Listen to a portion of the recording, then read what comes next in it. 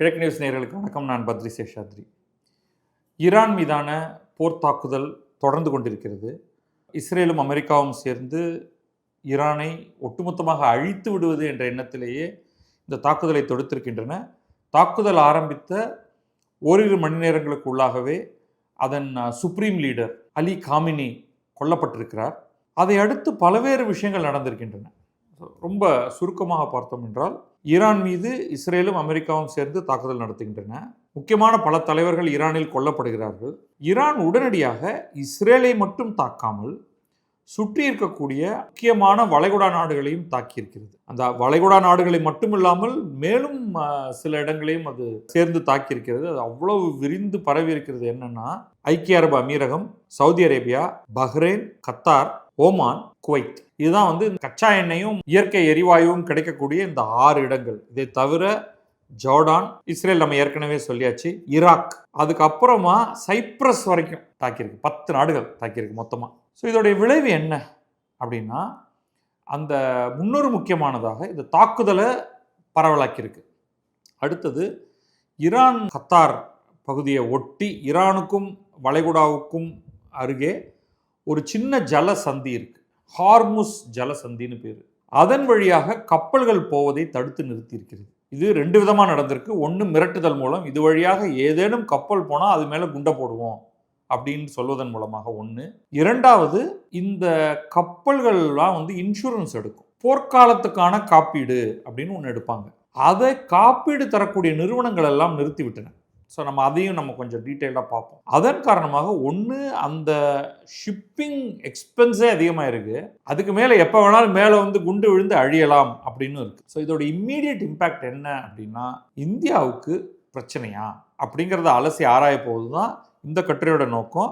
Indian எக்ஸ்பிரஸில் வந்திருக்கு, கூட பல தகவல்கள் மற்ற கட்டுரைகள்லாம் வந்திருக்கு. அது எல்லாத்தையும் சேர்த்து பார்ப்போம். ஸோ முதல்ல இந்தியா தன்னுடைய பெட்ரோல், எரிவாயு போன்றவற்றுக்கு என்ன செய்கிறது, இந்த ஈரான் மீதான போர்னால என்ன பாதிப்பு அப்படின்னு பார்ப்போம். இப்போ இந்தியாட்ட இந்தியாவுடைய அமைச்சரகத்திலிருந்து நமக்கு கிடைத்திருக்கக்கூடிய ministry of petroleum and natural gas அமைச்சரகத்திலிருந்து ஒரு மூத்த அதிகாரி என்ன சொல்றாருன்னா, இந்தியாவிடம் கச்சா எண்ணெயும் பெட்ரோல், டீசல் போன்ற எரிபொருள், சுத்திகரிக்கப்பட்ட எரிபொருளும் 6 to 8 வாரங்களுக்கான தேவை நம்முடைய கையிருப்பில் இருக்கிறது அப்படின்னு அவர் சொல்லியிருக்காரு. அதனால் ரீசனபிளி கம்ஃபர்டபுள் பொசிஷன், அதுதான் கவனிக்கணும். அந்த வார்த்தை என்னென்னா, நம்ம 6 to 8 வாரம் அப்படின்னா மேக்சிமம் 2 மாதம். 2 மாதம் வரைக்குள்ள இந்த பிரச்சனை சரியாயிருச்சுன்னா we are ஓகே. ஆனால் இந்த பிரச்சனை அதையும் தாண்டி சென்றதென்றால் இந்தியாவுக்கு பிரச்சனை தான். இதில் விரிவான தகவல்கள் இருக்குது. அந்த தகவல்களை ஒவ்வொன்றா பார்ப்போம். முதல்ல நம்ம என்ன சொன்னோம்னா, திரவ எரிபொருள், கச்சா எண்ணெயாக இருக்கட்டும் அல்லது அதிலிருந்து டிஸ்டில் பண்ணி கிடைக்கக்கூடிய பெட்ரோல், டீசல் ஆகியவற்றாக இருக்கட்டும், அது 6 to 8 வாரம் இருக்குது. ஆனால் லிக்விஃபைடு நேச்சுரல் கேஸ், இயற்கை எரிவாயுன்னு சொல்கிறத திரவமாக்கப்பட்டு அது டேங்கில் போட்டு வரும் நமக்கு. அதோடைய நிலை என்ன அப்படின்னா, அதோடைய நிலை பிரச்சனை தான். ஏன்னா அதை டேங்கில் சேமித்து வைக்கிறதுல சில கஷ்டங்கள் இருக்குது. நம்ம அந்த இயற்கை எரிவாயுவை சேர்த்து வைப்பதற்கான ஒரு செயலில் நம்ம அதிகமாக ஈடுபடலை. அதனால் நம்முடைய ஸ்டோரேஜ் குறைச்சி, plus we have a problem. நமக்கு தேவையான இயற்கை எரிவாயுவை பெரும்பாலும் கத்தார்ட்டேருந்து வாங்குகிறோம். கத்தார் அதோடைய ப்ரொடக்ஷனை நிறுத்தியிருக்கு. எவ்வளோ நாள் நிறுத்த போகிறாங்கன்னு தெரியல. அங்கே தூக்கி ஈரான் ஒரு ட்ரோன் அட்டாக் ஒன்று அடித்தா உடனே அவங்க நிறுத்திட்டாங்க. அதனால் உடனடியாக பிரச்சனை இல்லை என்றாலும் மேக்சிமம், அதாவது அவங்களுடைய ப்ரொடக்ஷன் ஒரு வாரத்திலிருந்து 10 நாளைக்குள்ளே மீண்டும் உற்பத்தி, இயற்கை எரிவாயு உற்பத்தி ஆரம்பித்து விட்டதென்றால் நம்ம ஓகே. ப்ளஸ் ஷிப்பிங்கும் நடக்கணும். அவங்க உற்பத்தி பண்ணி கப்பலில் இங்கே வர முடியலைன்னா அதுவும் பிரச்சனை.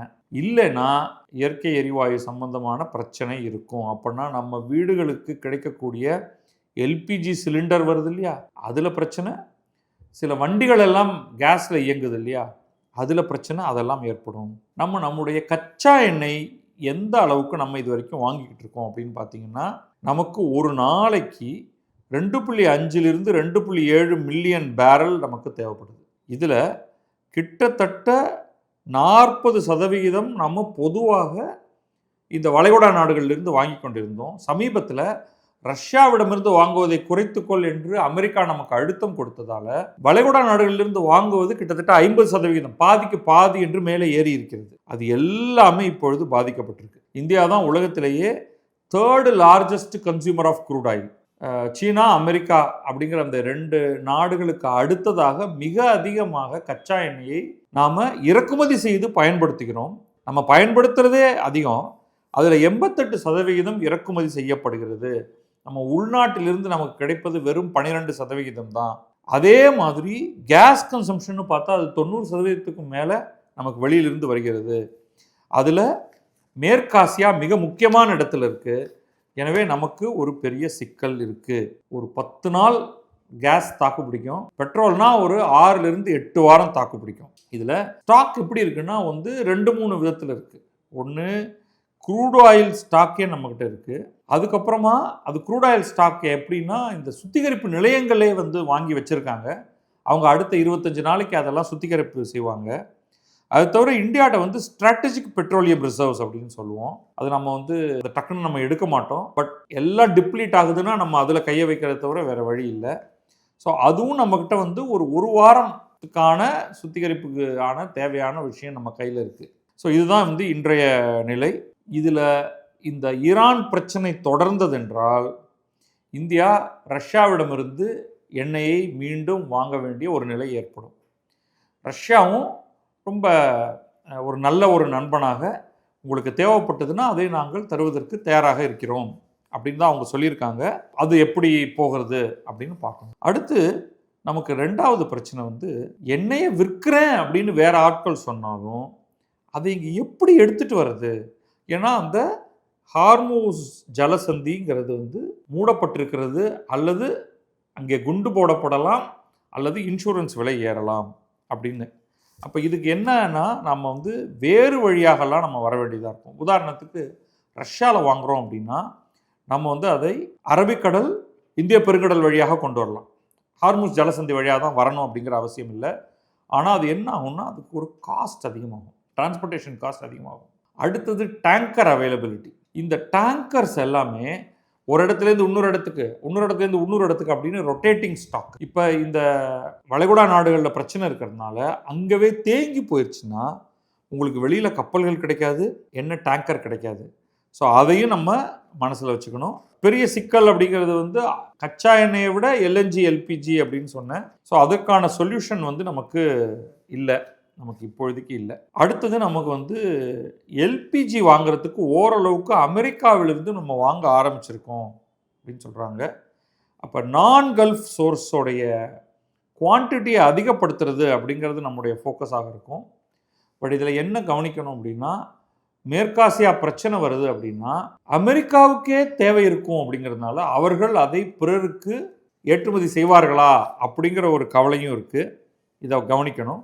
நெக்ஸ்ட் பாயிண்ட் என்ன ஆகுது அப்படின்னா, பற்றாக்குறை அப்படிங்கிற ஒரு எண்ணம் வர ஆரம்பித்தாலே இந்த கச்சா எண்ணெயுடைய விலை ஏற ஆரம்பிக்கும். ஸோ கச்சா எண்ணெயுடைய விலை ஏற்கனவே ஏற ஆரம்பிச்சிருச்சு. கச்சா எண்ணெயுடைய விலையாக இருக்கட்டும், கேஸோட விலையாக இருக்கட்டும். இப்போ உதாரணத்துக்கு கடந்த 3 ஆண்டுகளில் இல்லாத அளவுக்கு பிரிட்டனில் அதோடைய கேஸ் ப்ரைஸ் அதிகமாகிருக்கு. கச்சா எண்ணெயை பொறுத்த வரைக்கும் பார்த்தீங்கன்னா அது ஒரு 10% மேலே ஏறி இருக்கு. அதுவும் ஒரு 3 ஆண்டுகளில் இல்லாத அளவுக்கு அதோடைய விலையும் ஏறி இருக்கு. ஸோ ஒரு பக்கம் உங்களுக்கு கச்சா எண்ணெய், கேஸ் இதோடைய விலையும் ஏற ஆரம்பிச்சிருச்சு. ஒட்டுமொத்தமாக பங்குச்சந்தை கடுமையாக வீழ்ச்சி அடைய ஆரம்பிச்சிருக்கு. அதுவும் ஒரு பயத்தை கொடுக்கக்கூடிய ஒன்றாக இருக்குது. இதெல்லாம் பீதி கிளப்பணும் அப்படிங்கிறதுக்காக சொல்லலை, ஃபேக்ட் என்ன அப்படிங்கிறத பார்க்கறதுக்காக. பிரிட்டனில் அதோடைய ஸ்டாக் மார்க்கெட் பார்த்தீங்கன்னா லண்டனில் 2.75% விழுந்திருக்கு நேற்றைக்கு மட்டுமே. அதே மாதிரி ஜெர்மனி, பிரான்ஸ் பார்த்தீங்கன்னா 3.44%, 3.46% விழுந்திருக்கு. கடந்த 5 தினங்களில் இந்தியாவுடைய ஸ்டாக் மார்க்கெட் பார்த்தீங்கன்னா 4.35 இன்னி வரைக்கும். நான் ஏற்கனவே சொன்னதெல்லாம் செவ்வாய்க்கிழமை டேட்டா. இப்போ புதன்கிழமை டேட்டா படி இந்தியாவுடைய சென்செக்ஸ் 4.35 நேற்றைக்கு, அதற்கு முன்னால், அப்புறம் இன்றைக்கு எல்லாம் சேர்த்து பார்த்தீங்கன்னா 4.35%. அமெரிக்காவில் நேற்றைக்கு கொஞ்சம் விழுந்து எழுந்து 0.9% தான் விழுந்திருக்கு. ஜப்பானில் பங்குச்சந்தை 3.3%, மற்ற எல்லா இடங்களிலும் விழுந்திருக்கு. தென்கொரியாவில் 7% பங்குச்சந்தை விழுந்திருக்கு. மற்றது நான் ஏற்கனவே சொன்ன மாதிரி கேஸ் ப்ரைஸ் மேலே போயிருக்கு, கச்சா எண்ணெய் மேலே போயிருக்கு. இதில் என்ன பெரிய பிரச்சனை அப்படின்னா, ரஷ்யா உக்ரைன் போர் வந்த உடனேயே இப்போ வந்து சில வருடங்கள்ங்கிறது அடுத்த வருஷத்துலேருந்து நம்ம பல வருடங்கள் அப்படின்னு சொல்லக்கூடிய நிலைமைக்கு அங்கே போயிடுச்சு. ரஷ்யா ஒரு பெரிய அளவுக்கு எண்ணெயை உருவாக்கக்கூடிய ஒரு நாடு.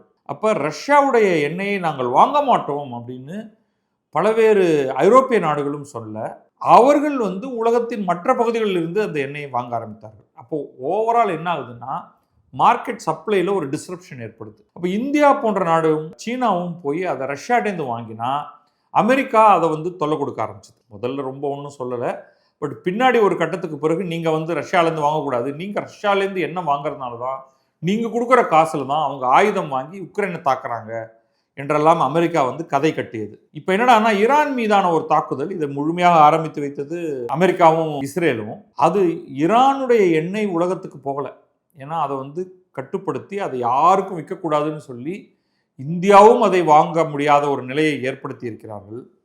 ஆனால் அவன் என்ன பண்ணிட்டான், சுற்றி இருக்கிற எண்ணெய் உற்பத்தி பண்ணக்கூடிய நாடுகள் ஒரு 6 நாடுகள் மீதும் குண்டை தூக்கி போட ஆரம்பிச்சிட்டான். இதன் காரணமாக கண்ணா பின்னான்னு இதோடைய விலை ஏற ஆரம்பிச்சிருக்கு. மல்டிபிள் போர் அப்படின்னாலே பதற்றம், ப்ரொடக்ஷன் குறையுது.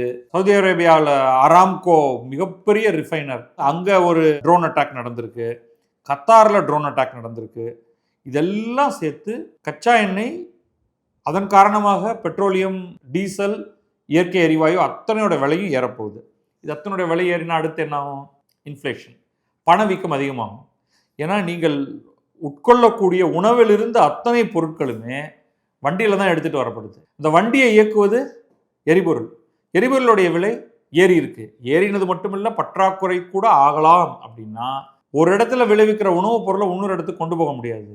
அப்போ உணவுப் பொருளில் பற்றாக்குறை ஏற்படும், உணவுப் பொருளோட விலை ஏற ஆரம்பிக்கும். உணவுப் பொருளோட விலை ஏற ஆரம்பிச்சதுன்னா இன்ஃப்ளேஷன்னால இன்ட்ரெஸ்ட் ரேட்டை குறைக்க முடியாது. இதோடைய சிக்கல் வந்து உங்களுக்கு பொருளாதாரத்தை அடிக்கும். இது எக்ஸஸ், ஏற்கனவே நாட்டில் இருக்கக்கூடிய பிரச்சனையோடைய பல தரப்பான பிரச்சனைகளை ஏற்றிட்டு போகும். இறுதியாக அடுத்த கட்டமாக நான் ஒன்று சொன்னேன், இன்சூரன்ஸ் விலை ஏறும் அப்படின்ட்டு.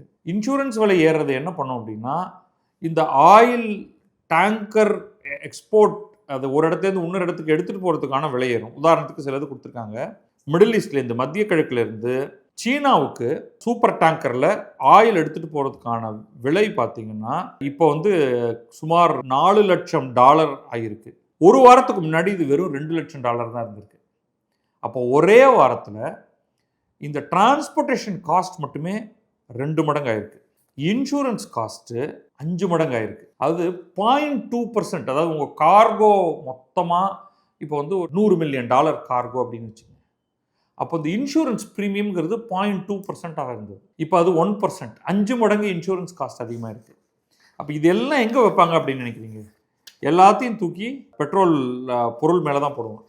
சரி, பெட்ரோலுங்கிறது வெறும் எண்ணெய் மட்டும்தானா அப்படின்னா, பெட்ரோலியம் டெரிவேட்டிவ்லேருந்து தான் நமக்கு உரங்கள் தயாரிக்கப்படுகின்றன. பெயிண்ட்லேருந்து மல்டிபிள் கெமிக்கல்ஸ்லேருந்து ஏகப்பட்ட விஷயங்கள் வந்து இதிலேருந்து தான் தயாரிக்கப்படுது. அப்போ அதெல்லாம் சாயம், இங்கே துணிக்கு போடக்கூடிய சாயத்திலிருந்து பலவேறு வேதிப்பொருட்கள் இதுலேருந்து தான் வருது. இத்தனையோட காஸ்ட்டும் அப்படியே மேலே போகும். இந்த போர் தொடர்ந்தால் வெறும் 2 வாரம் மட்டும் இருக்குது அப்படின்னா அதோடைய பிரச்சனை வேறு. இல்லைன்னா என்னென்னவோ காசு வந்து மேலே போக போகுது. சம்மரி உங்களுக்கு என்னெல்லாம் நடக்க போகுது அப்படின்னா, இந்தியாவை பொறுத்தவரை மட்டுமல்ல, உலக நாடுகள் எல்லாவற்றிலுமே இந்த ஸ்ட்ராட்டஜிக் ரிசர்வ்ஸுங்கிறது குறைவாகத்தான் இருக்கும். அது ப்ராப்ளம். பற்றாக்குறை காரணமாக விலை ஏறும், ஷிப்மெண்ட் பிரச்சனை இருக்கும், இன்சூரன்ஸ் பிரச்சனை இருக்கும். இதனால் பொருட்களுடைய விலை ஏறும். பொருட்களோட விலை ஏறினா இன்ட்ரெஸ்ட் ரேட்டை ஏற்ற வேண்டியிருக்கும், பேங்க் இன்ட்ரெஸ்ட் ரேட்டை ஏற்ற வேண்டியிருக்கும். பொருளாதாரம் சீரியஸாக பாதிக்கப்படும். இதை எதிர்நோக்கித்தான் ஈரான் என்ன பண்ணுதுன்னா, என் மீது தாக்குதல் நடத்தியவர்கள் மீது மட்டும் நான் தாக்குதலை நடத்தப் போவதில்லை, எனக்கு ஒரு பிரச்சனை அப்படின்னா நான் உலகத்தையே அழ வைக்கணும் அப்படிங்கிற எண்ணத்தோடு அவர்கள் நடந்து கொண்டிருக்கிறார்கள். அந்த ஸ்ட்ராட்டஜி ஒர்க் அவுட் ஆகுமா? அந்த ஸ்ட்ராட்டஜினால் உலகம் என்ன சொல்ல போகிறது, உலகம் இதை எவ்வாறு எடுத்துக்கொள்ளப் போகிறது அப்படிங்கிறத நம்ம இன்னொரு காணொலியில் பார்க்கலாம். இப்பொழுதைக்கு நேரடியாக கச்சா எண்ணெய் விலை என்ன மாதிரி ஆகும், அவைலபிலிட்டி இருக்குமா, நம்ம எவ்வளோ நாள் தாக்கு பிடிக்க முடியும் அப்படிங்கிறத மட்டும் பார்த்தோம். இந்த பிரச்சனையுடைய தீவிரம் நம்ம ஒரு 2 வாரம் கழித்து நமக்கு இன்னும் நல்லா புரிய ஆரம்பிக்கும். அப்போ இதை குறித்து நம்ம மீண்டும் பேசலாம். நன்றி, வணக்கம். நான் பத்ரி சேஷாத்ரி. இது கிழக்கு நியூஸ்.